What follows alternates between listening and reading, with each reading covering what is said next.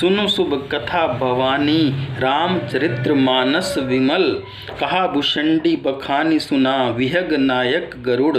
हे पार्वती, निर्मल रामचरित्र मानस की यह मंगलमयी कथा सुनो, जिसे काकभूषणी ने विस्तार से कहा और पक्षियों के राजा गरुड़ जी ने सुना था। सो संवाद उदार जही विधिभा आगे कहब। सुनु राम अवतार चरित परम सुंदर अनग। वह श्रेष्ठ संवाद जिस प्रकार हुआ वह मैं आगे कहूँगा। अभी तुम श्री रामचंद्र जी के अवतार का परम सुंदर और पवित्र पापनाशक चरित्र सुनो। हरिगुण नाम अपार कथा रूप अगणित अमित। मैं निज मति अनुसार कयू उमा सादर सुनूं। श्री हरि के गुण नाम कथा और रूप सभी अपार अगणित और असीम हैं। फिर भी हे पार्वती, मैं अपनी बुद्धि के अनुसार कहता हूँ, तुम आदर पूर्वक सुनो।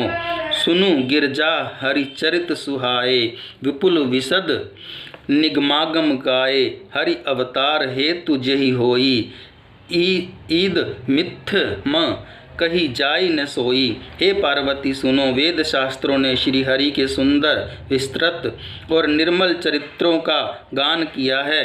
हरि का अवतार जिस कारण से होता है वह कारण बस यही है, ऐसा नहीं कहा जा सकता। अनेकों कारण हो सकते हैं और ऐसे भी हो सकते हैं जिन्हें कोई जान ही नहीं सकता।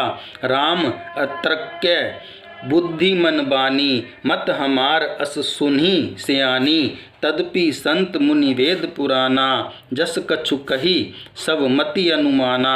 हे सयानी सुनो, हमारा मत तो यह है कि बुद्धि मन और वाणी से श्री रामचंद्र जी की तर्कना नहीं की जा सकती।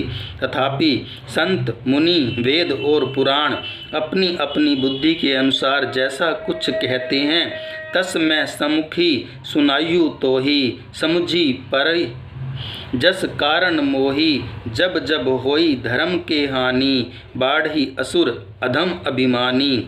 और जैसा कुछ मेरी समझ में आता है हे सम्मुखी, वही कारण मैं तुमको सुनाता हूँ।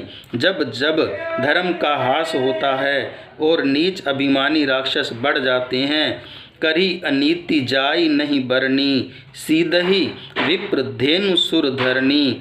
तब तब प्रभु धरी विविध शरीरा हरि कृपा निधि सज्जन पीरा। और वे ऐसा अन्याय करते हैं कि जिसका वर्णन नहीं हो सकता, तथा ब्राह्मण गो देवता और पृथ्वी कष्ट पाते हैं।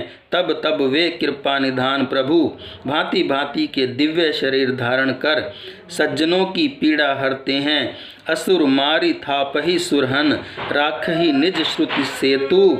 जग विस्तारहि विशद जस राम जन्म कर हेतु।